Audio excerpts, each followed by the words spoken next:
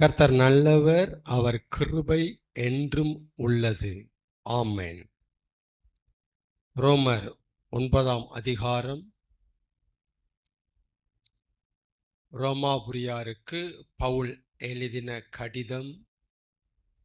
ரோமாபுரியாருக்கு பவுல் எழுதின மடல் 9ஆம் அதிகாரம், அதின் 7ஆம் வசனம்.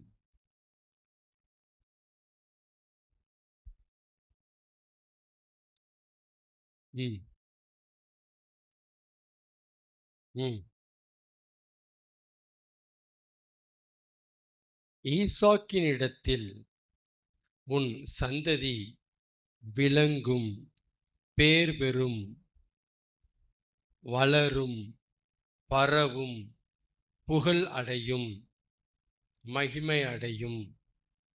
ஈசாக்கினிடத்தில் உன் வரலாறு பிரஸ்தாவமாக இருக்கும் அப்படின்னு அவர் சொல்றாரு. யாரு? தேவனாகிய கர்த்தர் ஆபிரகாம்கிட்ட ஈசாக்கு முன்னாடி இந்த விஷயங்கள்லாம் அவர் பேசுறார். இத ஆதியாகமம் 21ஆம் அதிகாரம்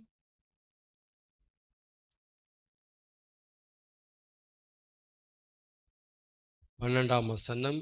ஆதியாகமம் 21:12 வாசிக்கலாமா?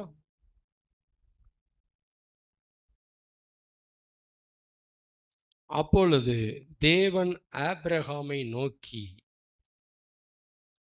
அந்த பிள்ளையையும் உன் அடிமை பெண்ணையும் குறித்து சொல்லப்பட்டது உனக்கு துக்கமாயிருக்க வேண்டாம். ஆகார், இஸ்மவேலை குறித்து இங்க தேவன் பேசுகிறாரு. இஸ்மவேலை குறித்தும் ஆகார் என்னும் அந்த அடிமை பெண்ணை குறித்தும் சொல்லப்பட்டது. சாராள் ஆகார குறித்தும் இஸ்மவேலை குறித்தும் சொன்னது உன் மனசுக்கு துக்கமா இருக்க வேண்டாம்.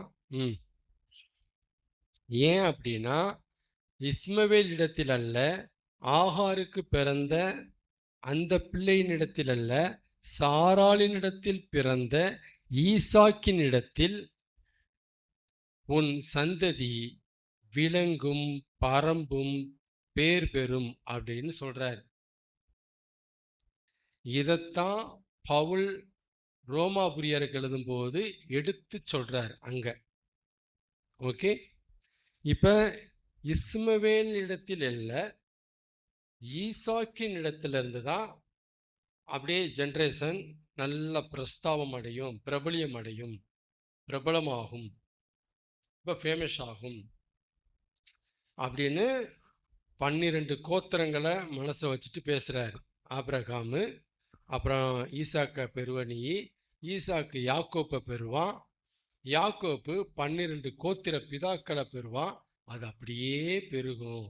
அந்த பிதாக்கள் இருந்து என் குமாரனாகிய இயேசு யூதா கோத்திரத்துல வருவாரு. பென்னிமின் கோத்திரத்துல பவுல் வருவான். ஃபேமஸ் ஆகும்.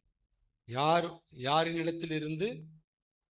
அப்ப ஈசாக்கின் இடத்திலிருந்து. இப்ப இஸ்மவேலா ஈசாக்காங்கிற கன்ஃபியூஷன் ஆயிட்டு இருக்கு, போட்டி நடந்துட்டு இருக்கு. ஈசாக்கு இருக்கிறான், இஸ்மவேலு இருக்கிறான், சாராள் இருக்கிறா, அடிமை பெண்ணாகிய ஆகார் இருக்கிறா. இப்ப 2 மனைவி 2 பிள்ளைங்க, நடுவுல ஆபிரகாம் ஒருத்தன் நிக்கிறான். இங்க பிரச்சனை போயிட்டு இருக்கு. சாராள் சொல்றா, ஆகாரையும் இஸ்மவேலையும் புறந்தள்ளு, இவன் எனக்கு சுதந்திரவாளியா இருப்பதில்லை அப்படின்னு சொல்றான். இது ஆபிரகாமுக்கு மனசு கஷ்டமா இருக்கு. என்னதான் இருந்தாலும் இஸ்மவேல் நம்ம பிள்ளையாச்சே, நம்ம பிளட் ஆச்சே, இப்படி அவனை போய் சொல்றியே அப்படின்ட்டு கொஞ்சம் கஷ்டப்படுறான். ஏன்னா ஆபிரகாமுக்கு முதல்ல பிறந்தது இஸ்மவேல், அப்புறம் பிறந்ததுதான் ஈசாக்கு. அதனால மூத்த பிள்ளையாச்சே அப்படின்னு வருத்தப்படுறாரு. அந்த வருத்தப்படுற அந்த நேரத்துலதான் ஆண்டவர் ஆபிரகாம்கிட்ட பேசின வார்த்தை, வருத்தப்படாத, சாராள் சொல்ற எல்லாத்துக்கும் கீழ்ப்படி. சரிதான். ஏன் அப்படின்னா, என் மனசுல இருக்கிறது ஈசாக்கு, இஸ்மவேல் இல்லை. ஏன்னா நான் வாக்கு கொடுத்ததே ஈசாக்கு பத்தி தான் வாக்கு கொடுத்தேன். இஸ்மவேலை பத்தி நான் உன்ட்ட பேசல. அதனால ஈசாக்கு தான் என்னுடைய சாய்ஸ். ஈசாக்கு தான் என்னுடைய சாய்ஸ். அதனால ஈசாக்கை பத்தி ஏதாவது சொன்னா என்கிட்ட சொல்லாங்கன்னு கேட்கறேன் நான். ஈசாக்க ஒன்றும் சொல்லல சாராளு, அப்ப விட்டுடு. என்னுடைய சாய்ஸே அவன் தானையா. அதனால ஈசாக்கு வழியாத்தான், ஈசாக்கு மூலமாத்தான் சந்ததி, உன் சந்ததி அப்படியே பரவ போகுது உலகத்துல. அப்படியே எங்க பார்த்தாலும் இருக்க போறாங்க. ஈசாக்கு வழியாத்தான் இருக்க போறாங்க. நான் ஈசாக்கு வழியா வர்ற ஜென்ரேஷன் தான் நான் ப்ளஸ் பண்ண போறேன் அப்படின்ட்டு ஆண்டவர் சொல்லிட்டாரு. ஓகே, அப்ப என்ன கிளியரா ஆண்டவர் உன்னை சொல்றாரு அப்படின்னா, ஈசாக்கு வழியா உன் பிளட்டு ஸ்ப்ரெட் ஆக போகுது, பரவ போகுது. ஈசாக்கு வழியா உனக்கு பெரிய வரலாறே ஆரம்பிக்க போகுது. சரியா? வரலாறு இல்லாம இருக்கிற உனக்கு ஒரு வரலாறு அப்ப தரேங்கிறார். ஈசாக்கு வழியா உனக்கு வரலாறு உண்டாக போகுது, உதயமாக போகுதுன்னு சொல்லிட்டாரு. அதான் அதனுடைய மீனிங், சரியான மீனிங். உன் சந்ததி விளங்கும்னா அதான் மீனிங். ஓகே, அப்ப ரொம்ப கிளியரா ஒரு கோட் இருக்கு, அழகா பேசியிருக்கிறாரு. அப்ப ஈசாக்கின் இடத்தில் உன் சந்ததி, உன் வரலாறு உதயமாகும் அப்படின்னு சொல்லிட்டு அவனை கொலை செய்யின்னு சொல்றாரு.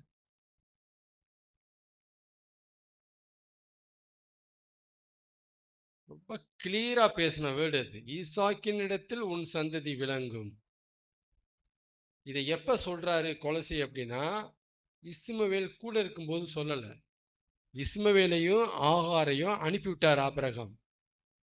மூத்த பிள்ளையையும் முதல் பிள்ளையையும் அடிமை பெண்ணையும் அனுப்பி விட்ட பிறகு 21ஆம் அதிகாரத்துல அனுப்பி விடுறாரு. அனுப்பிட்ட பிறகு இப்ப யாரு இருக்கிறாங்கன்னா, சாராலும் ஈசாக்கும் ஆபிரகாம் கூட இப்ப இருக்கிறாங்க. இந்த காலகட்டத்துல தான் 22ஆம் அதிகாரம் ஆரம்பிக்குது. 21ல பிரிச்சு விடுறாரு. 22ஆம் அதிகாரம் வந்தவனையும் இப்ப ஆரம்பிக்குது கதை. இப்ப சொல்றாரு, 21ஆம் அதிகாரத்துல ஈசாக்கின் இடத்தில் உன் வரலாறு விளங்குன்னு சொல்லிட்டு 22ல அந்த சீடை கொல்லுங்கிறாரு. டோட்டலான முரண்பாடு. நீ அதை புரிஞ்சுக்கணும். எப்படி தான் ஆபிரகாம் ஓவர் கம் பண்ணாரு, எப்படி இதை புரிஞ்சுக்கிட்டாரு. இஸ்மவேல் இருக்கும்போது சொன்னா கூட என்னத்தையா யோசிக்கலாம், அவனையும் பிரிச்சுட்டாரு. இப்ப இருக்கிறது ஒத்த பிள்ளை. ரெட்ட பிள்ளையா இருந்தா அப்ப ஒத்த பிள்ளை ஆயிட்டான். ஈசாக்கு தான் கூட இருக்கிறான். ஈசாக்கு கூட இருக்கிறத விட ஈசாக்கை பத்தி இப்படி வேற சொல்லி வச்சிருக்கிறாரு. இப்படி சொல்லிதான் இஸ்மவேலை அனுப்பிவிடுறன்னு வேற சொன்னாரு என்னட்ட அப்படிங்கிறான். ஈசாக்கு தானே என்னோட சாய்ஸ், அவன் மூலமான ஜென்ரேஷன் வர போகுதுடா இஸ்மவேலடா அப்படி சொல்லி அனுப்பிட்டு இந்த பக்கம் அனுப்பிட்டு இந்த பக்கம் அவனை கொலை செய்யுங்கிற. கர்த்தரை புரிஞ்சுக்கவங்கன்னு தான் சொல்ல வரேன். அவரை முதல்ல புரிஞ்சுக்குங்க. ஆபிரகாம்கிட்ட அவர் டீல் பண்ண விஷயங்களை கவனிங்க, நடந்துக்கிட்டதான் கொஞ்சம் கவனிங்க. விசுவாசத்தின் தகப்பன் நம்ம சொல்றோம், ஆபிரகாம் சொல்றோம். ஆனா கர்த்தர் அவனை எப்படி கையாண்டா, எப்படி அவன்கிட்ட நடந்து கொண்டாருங்கிறத முதல்ல கவனிங்க. ஏன்னா ஆபிரகாம் கேட்டாதான் கதையா சொல்லுவாரு, எப்படிப்பா ஓவர் கம் பண்ண, எப்படி இப்படி சொல்லிவிட்டு. அப்ப எனக்கு ஆண்டவர் சொன்னாரு இதை பத்தி, சொல்றது ஒண்ணு செய்ய சொல்றது ஒண்ணுங்க அப்படிங்கிற மாதிரி இருக்குல்ல. இது பார்க்கும்போது அப்படிதான் இருக்கு. சொல்றது என்ன சொன்னாரு, ஈசாக்கு வழியா அப்படிங்கிறாரு. சொல்லி முடிச்சுட்டு அடுத்து ஈசாக்க முடி அப்படிங்கிறாரு. இது எப்படி? இது சொல்றது ஒண்ணு, செய்ய சொல்றது ஒண்ணு. This is my God, this is our God. தான் நம்ம தேவன். வேற மாதிரி பார்க்குறாங்க, அப்படி பார்க்க மாட்டேன், இப்படிதான் பார்ப்பேன் அவர். நான் எப்படி டீல் பண்றாரு இதெல்லாம் புரிஞ்சாதான் நிற்க முடியும். இந்த உலக பிரச்சனையில, வாழ்க்கையில, குழப்பங்கள்ல நம்ம நிற்க முடியும். அப்ப ஈசாக்கு வழியா இப்படி சொல்லிட்டு, எந்த ஈசாக்கு வழியா, அதாவது இந்த குழாய் வழியா தாண்டா குடங்குடமா தண்ணி நிரம்ப போகுதுன்னு சொல்லிட்டாரு. சரியா? அப்படி சொல்லிட்டு கொஞ்ச நேரத்துல அந்த குழாயை உடைச்சு போடு அப்படின்னா இப்ப நீங்க அவரை என்னன்னு நினைப்பீங்க? என்னது இந்த குழாய் வழியா தான் குடங்குடமா நிரப்போன்ட்டு இப்பத்தானே சொன்னாரு. அந்த குழாயை மூடிடுறான்னு சொல்லிட்டீங்க, மூடி விட்டாச்சு. இந்த குழாய் தான்டா என்னுடைய சாய்ஸ்ன்னு சொன்னீங்க, ஓகேன்ட்டு நானும் குடத்தை ரெடியாக வச்சுட்டு இருக்கிறேன். ஐயோ பரவ போதேன்ட்டு குழாயை உடைச்சு போடுன்னு சொல்றீங்க, எப்படி இருக்கும்? இன்னொன்னையும் சொல்றேன், இன்னொன்று நல்லா புரியும். நோவா 40 நாள் இரவும் பகலும் செம்மையா மழை வருண்டா, வானத்தின் மதகுகள்லாம் திறக்க போறேன், பூமியின் ஊற்றுக்கங்கெல்லாம் திறக்க போறேன், பூமியில இருந்து சும்மா தண்ணி, உள்ள இருக்கிற தண்ணி சும்மா வெளியே வந்து அப்படியே ஃபில் பண்ணும் பூமியை.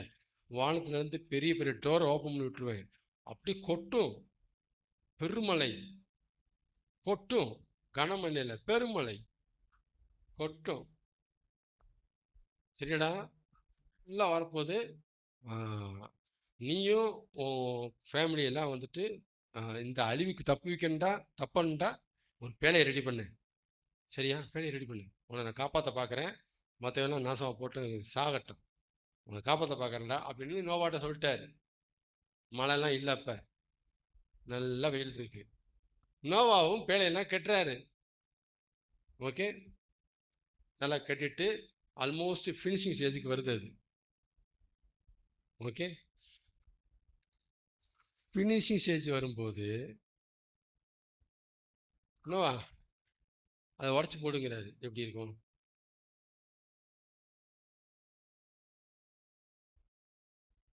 மழை வர போதுடா, அதை உடச்சி போடணே, உடச்சி போடு அப்படின்னா எப்படி இருக்கும்?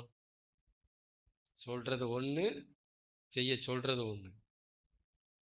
ஆபிரகாம்கிட்ட அப்படியே நடந்திருக்கிறாரு. ஈசாக்கின் இடத்தில் ஒரு சந்ததி விளங்கும், ஈசாக்கை பயிடுவாயாக. சம்பந்தமே இல்லாத முரண்பாடு சம்பந்தமே இல்லை.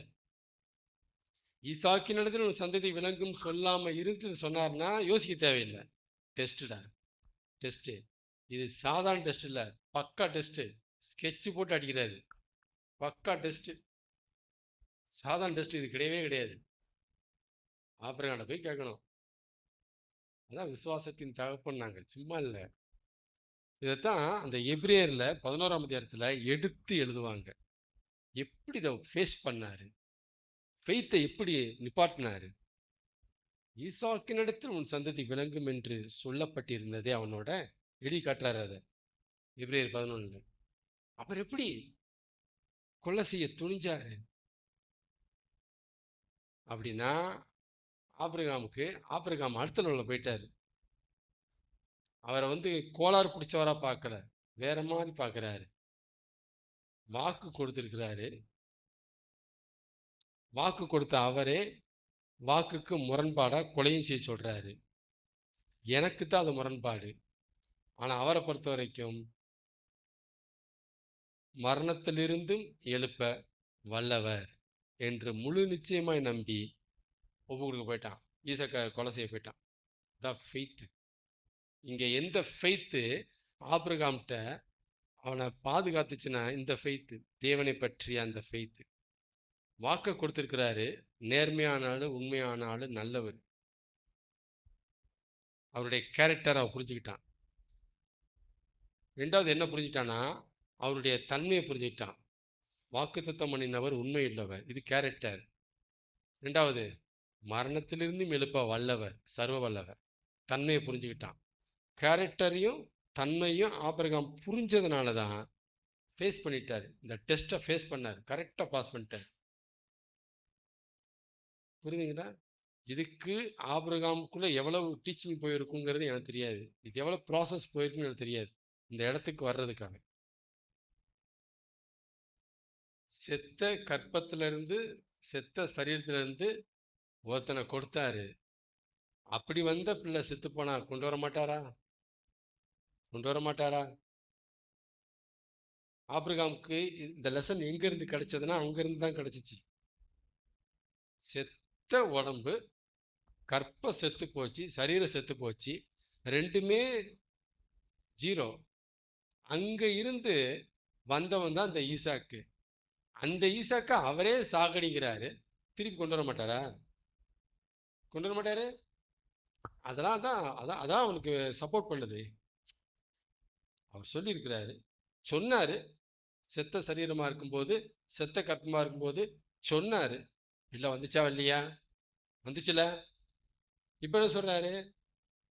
வாக்கு கொடுத்திருக்கிறாரு. ஈசாக்கின் இடத்தில் உன் சந்ததி விளங்குன்னு வாக்கு கொடுத்திருக்கிறாரு. கொடுத்தாருல. இப்ப என்ன சொல்றாரு? சாடி சொல்றாரு. செய்யட்டும், வருவான், வாக்கு நிறைவேறும். என்ன புரிஞ்சுக்கிட்டாருன்னா ஆபிரகாம், செத்த சரீரமும் செத்த கருமும் செத்த கற்பப்பையும் டசின் மேட்டர்னு புரிஞ்சுக்கிட்டாரு. டசின் மேட்டர், வாக்கு தான் மேட்டர். ஆபிரகாம் பொறுத்த வரைக்கும் வாக்கு தான் மேட்டர். செத்த உடம்போ செத்த கற்பமோ மேட்டர் இல்லை. அதான் ஆபிரகாமுக்கு தேவன் கற்றுக் கொடுத்த முதல் பாடம். நீ எல்லாம் சொல்ற செத்த கற்பம் செத்த சரீரன்ட்டு, டசின் மேட்டர்னார். பிறப்பான்ட்டார், பிறந்துட்டான்ல. இப்ப என்ன பிலிப்பம் வந்துருச்சு அவனுக்கு? ஈசாக்கு செத்துருவாங்கிறது டசின் மேட்டர். ஈசாக்கின் வழியா சந்ததி விளங்கும் வாக்கு, அதான் மேட்டர். அது நிஜமாகும். அப்படி போயிட்டாரு. ஃபெய்த் அப்படி ஆப்ரேட் ஆகுது. புரியுதுங்களா?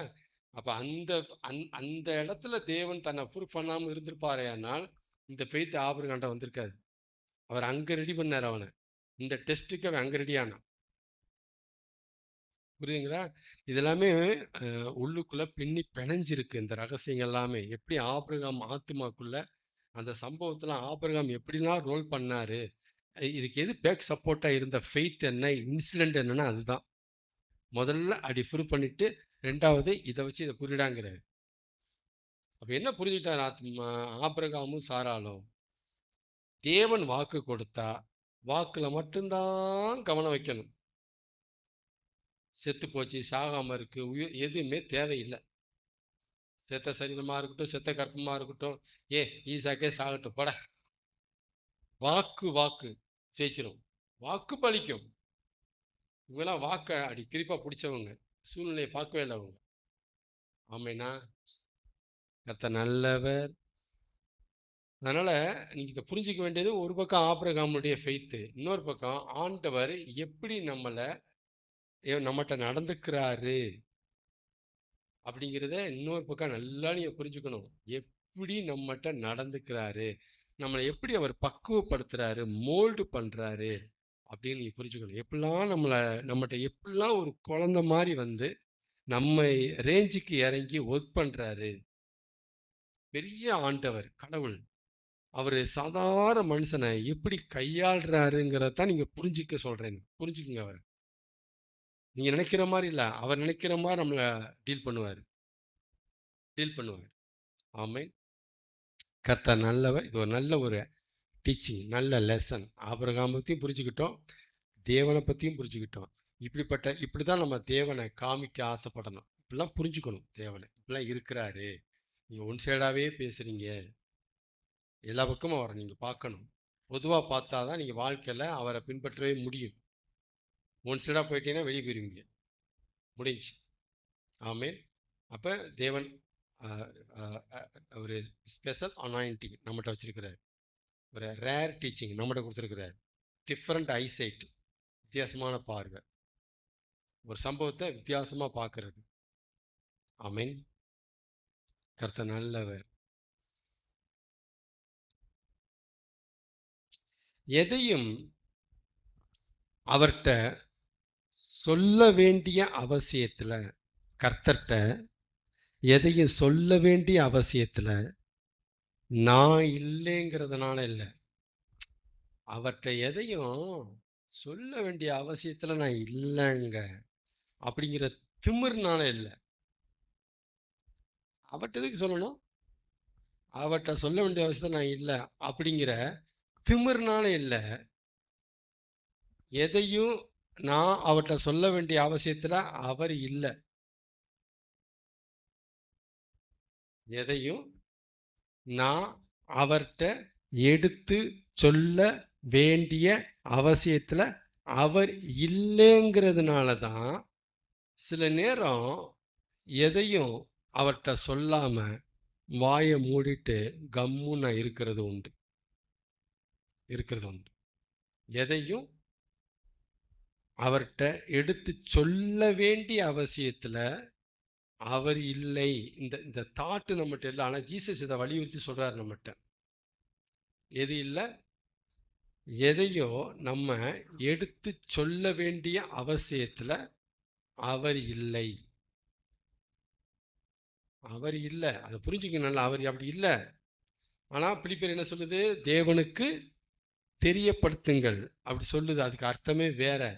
தெரியப்படுத்துங்கள், அதுக்கு அர்த்தமே வேற.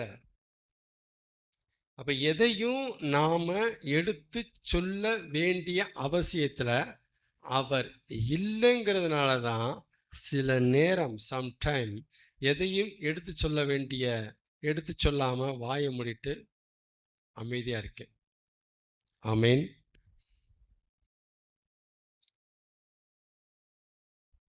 மத்தேயு 6ஆம் அதிகாரம். இதை ஜீசஸ் எப்படி பேசுறாருன்னு கவனிங்க. மத்தேயு 6ஆம் அதிகாரம், மத்தேயு 6. கர்த்தருடைய வேதத்தை எடுத்து படிங்க. மத்தேயு 6, மத்தேயு 6ஆம் அதிகாரம் 7ஆம் வசனம் 8ஆம் வசனம். அன்றியும் நீங்கள் ஜெபம் பண்ணும்போது அஞ்ஞானிகளைப் போல வீண் வார்த்தைகளை அளப்பாதேயுங்கள். அவர்கள் அதிக வசனிப்பினால் தங்கள் ஜெபம் அக்செப்ட் பண்ணப்படும், ஏற்றுக்கொள்ளப்படும், கேட்கப்படும் என்று நினைக்கிறார்கள். அவர்களைப் போல நீங்கள் செய்யாதிருங்கள். உங்கள் பிதாவை நோக்கி நீங்கள் வேண்டிக் கொள்கிறதற்கு முன்னமே உங்களுக்கு என்னது தேவை என்று அவர் அறிந்து இருக்கிறார். அந்த 7ஆம் வசனத்தை 8ஓட சூப்பரா லிங்க் பண்ணியிருக்கிறாரு ஜீசஸ். ரொம்ப அருமையா லிங்க் பண்றாரு அந்த இடத்தை. 7ஆம் வசனத்துல என்ன பேசுறாருன்னா, ஜெபத்துல வீண் வார்த்தைகளை அளப்பாதேயுங்கள். தேவையில்லாத எக்ஸ்ட்ரா வேர்ட்ஸ் அளப்பாதேயுங்கள். ஏன் வீண் வார்த்தைகளை அந்த காலகட்டத்துல ஆட் பண்ணாங்க, சொன்னாங்க, பேசினாங்க, ஃபிட் பண்ணாங்க அப்படின்னா,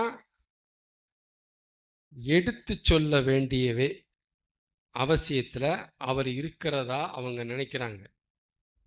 அவங்க அப்படி நினைக்கிறாங்க. தேவனுக்கு நம்ம எடுத்து சொல்லணும்ல, விலாவாரியா எடுத்து எடுத்து சொல்லணும்ல, விஸ்தாரமா நம்ம அப்படியே அப்படியே ஜூம் பண்ணி சொல்லணும் இல்லையா? அப்படிங்கிறதுனாலதான் அவங்க வல்லவல்லா வல்லவல்லா வல்லவல்லான்னு ஜெபம் பண்ணாங்க. அவங்க பண்ற மாதிரி வல்லவல்லா வல்லவல்லா வல்லவல்லான்னு நீங்க ஜெபம் பண்ணாதீங்க. இயேசு நமக்கு சொல்றாரு. ஏன் அப்படி பண்ணக்கூடாது அப்படின்னா, உங்கள் பிதாவை நோக்கி நீங்கள், நான் அப்படி சொல்றேன், உங்க பிதாட்ட காரியங்களை, சம்பவங்களை, தேவைகளை நீங்க எடுத்து சொல்றதுக்கு முன்பதாகவே அவர் அவைகளை அறிந்திருக்கிறார். அவர் அவைகளை அறிந்திருக்கிறார். எதை அறிந்திருக்கிறாரு? உங்க தேவைகளை,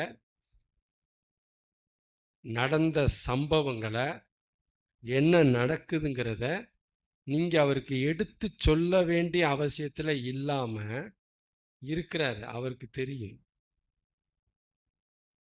அவருக்கு தெரியும். அதனால இந்த எக்ஸ்ட்ராவா பில்டப் பண்ணி வல்லவல்லா வல்லவல்லா வல்லான்ட்டு சவ்வா ஒரு சம்பவத்தை டீட்டெயிலா பேசுறவங்களுக்கு இயேசு கொடுக்கிற செய்தி இது. டீட்டெயிலா விலாவாரியா விஸ்தாரமா அப்படியே சோடிச்சு ஜூம் பண்ணி பூதாகாரமாக்கி ஒரே சம்பவத்தை, ஒரு சம்பவத்தை பெரிய விஷயமாக்கி அதை அப்படி செபிச்சிட்டோம்னா ஜெபம் கேட்கப்பட்டுரும் அப்படி நினைக்கிறாங்க. எப்படி இருந்திருக்காங்கன்னு கவனிங்க. இயேசு வாழ்ந்த காலத்துல எப்படி ஜெபம் பண்ணியிருக்கிறாங்கிறத கவனிங்க. ஜெபத்தை அவங்க எப்படி பார்த்தாங்கிறத கவனிங்க. நல்லா டீட்டெயிலாக சொல்லணும் பிரதர், டீட்டெயிலாக சொல்லணும். ஜெபத்தில் சும்மா மொட்டையா பேசக்கூடாது. இன்னும் ஆளுங்கிற பேரை எழுதி வைங்க. பேரை எழுதி வச்சு ஆண்டவற்றை ஜெபம் பண்ணுங்க. உங்களுக்கு என்ன சைஸில் வீடுன்ட்டு சைஸை போட்டு ஏக்கர் நம்பரை போட்டு ஜெபம் பண்ணுங்க. அதுவே கையை எப்படி ட்ரைனிங் போயிட்டு இருக்கு தெரியுமா? என்ன ட்ரைனிங்! இந்த கலர்ன்ட்டு குறிப்பிட்ட கலரை சொல்லி கேளுங்க, சொல்லி கேளுங்க. இன்ன ஜாப்னு சொல்லுங்க, இன்ன காலேஜ்னு சொல்லுங்க, இன்ன ஸ்கூல்னு சொல்லுங்க. குறிப்பிட்டு எழுதி வச்சு அதை குறிப்பிட்டு அவர்கிட்ட சொல்லி கேளுங்க. ஆண்டவர் கிரியை செய்வார். இதுக்கு பேர் தான் வீண் வார்த்தை. இதுக்கு பேர் தான், ஆண்டவரே அந்த சகோதரனை கொஞ்சம் என்னன்னு பாருங்க, ரொம்ப கஷ்டப்படுத்துறான் அப்படின்னு நான் சொன்னா, பிரதர் நீங்க மொட்டையா சொல்றீங்க. எந்த சகோதரன் பேரை சொன்னீங்களா? நீங்க பேரை சொல்லாம சொன்னீங்கன்னா ஆண்டவருக்கு என்ன தெரியும் யாருன்னு அவரு கண்டா? பேரை சொல்லி ஜெபிக்கணும். எப்படி என்ன அது? இதெல்லானே எனக்கு புரியல. எப்படி என் மனசுல எந்த சகோதரனை நினைச்சு சொல்றேன்னு தெரியாம உட்காந்துருக்கிறாரு. அப்படியே உட்காந்துருக்கிறாரு அவரு. அவ்வளவு கோவம் வருது எனக்கு. அப்படியே உட்காந்துருக்கிறாரு. நான் யார மனசுல வச்சு வருத்தப்படுறேன்னு தெரியாதா? அவர் தெரியாதா? யோசிங்க. ஜெபத்துல இருக்கிறவங்க யோசிக்க. நிறைய சப்ஜெக்ட் இருக்கு பேசுறதுக்கு ஜெபத்தை பத்தி. யோசிங்க. நம்ம எப்படி அவரை டீல் பண்றோம், நம்ம எப்படி பாக்குறோம் அவரை. இப்படிதான் இருப்பார் அவரு? நீங்க என்ன நினைக்கிறீங்க அவரை? நீ ஜெபத்துக்கு வரும்போதே என்ன கேட்பான்னு தெரிஞ்சு உட்கார்ந்து இருக்கிறாரு. அவர்கிட்ட போய் கஷ்டம், ரொம்ப கஷ்டம். தப்பா நடத்தவே கூடாது ஜனங்களை. ரொம்ப கஷ்டம். அவர் இருக்கிறார்னா அவர் இருக்கிற இடத்துலயே இருக்க வைக்கணும். அவரை மாத்தி மாத்தி உட்கார வச்சிட்டு இருக்கீங்க, தப்பு அது. அவர் இருக்கிற பிரகாரமாக அவரை பாருங்க, அவரை பேசுங்க. ஆமேனா? அதனால தெளிவா பேசுறாரு. வீண் வார்த்தைகளை அளப்பாதேயுங்கள். இதெல்லாம் என்ன வார்த்தை? வீண் வார்த்தைனா இதான் வீண் வார்த்தை. அப்படிலாம் என்ன அர்த்தம்? வீண் வார்த்தை என்ன அர்த்தம்? வேற என்ன வார்த்தை? நல்லா நல்ல கரெக்டான ஆப்டான வேர்டு என்னது? தேவையில்லாத வார்த்தை. தேவையில்லாத வார்த்தைகளை உள்ள கொண்டு வராதீங்க. எது தேவையில்லாத வார்த்தை? அவருக்கு எதுவுமே ஒரு ஒரு ஒரு விஷயத்த ஒரு மனுஷனுக்கு, ஒரு அதிகாரிக்கு தெரியாதுன்னு வச்சுக்கோங்களேன், அவன்கிட்ட தான் விலாவாரியா சொல்லணும். நீங்க எந்த அவரை சொல்றீங்க? ஓ, அந்த அந்த தெருவில் இருக்க அந்த அவரா?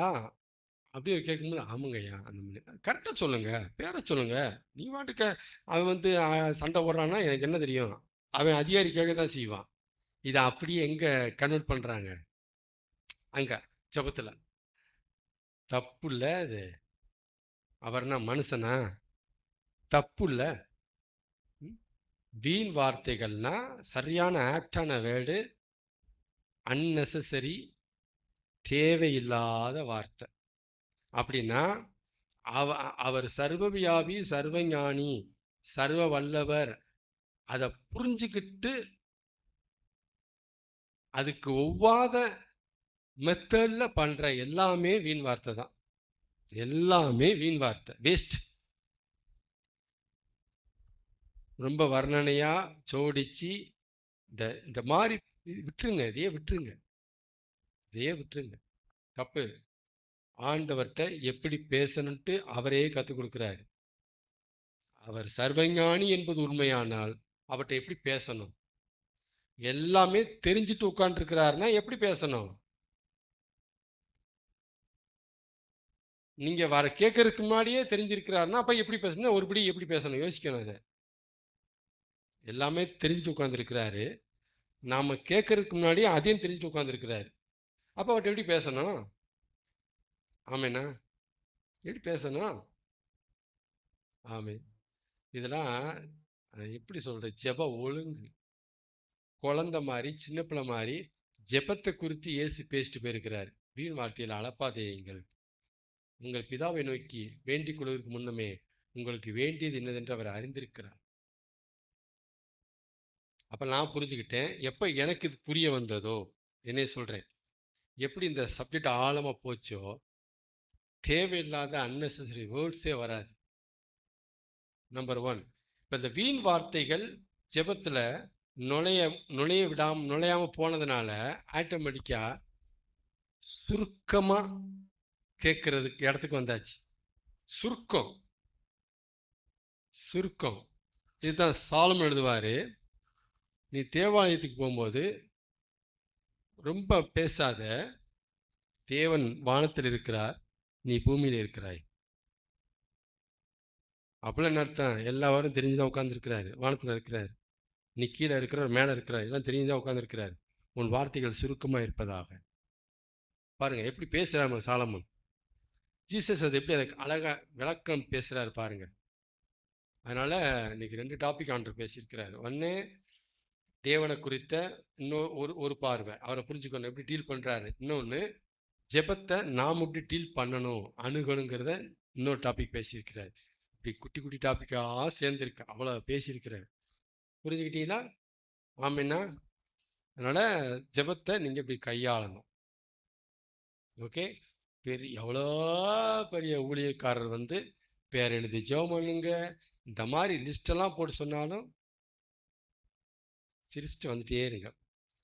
அவங்க எங்க மிஸ் ஆனாங்கிறத புரிஞ்சுக்குங்க, எங்க மிஸ் ஆயிட்டாங்கிறத புரிஞ்சுக்குங்க. அங்க அவங்க மிஸ் ஆயிட்டாங்க. ஆமேன். அதனால பேர் எழுதி ஜெபம் பண்ணாதான் ஆண்டவர் கேட்பாரு. நீங்க மொட்டையா பேசுனீங்கன்னா ஆண்டவர் எப்படி கேட்பாரு, ஆண்டவருக்கு எப்படி தெரியும் அப்படிங்கிற அந்த பார்வையில சொல்லப்படுகிற எல்லா உபதேசமும் தப்பு. அந்த பார்வையே தப்பு. சரிங்களா? பார்வையே தப்பு.